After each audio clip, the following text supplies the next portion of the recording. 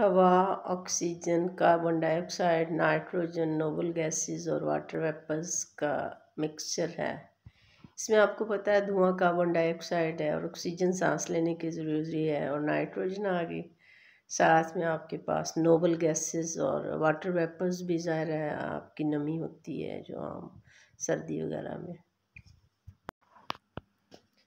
दूध मिक्सचर है पानी, शुगर, फैट, प्रोटीन, विटामिन्स और मिनरल साल्ट। उर्दू में लिखेंगे मादनी नमकियात।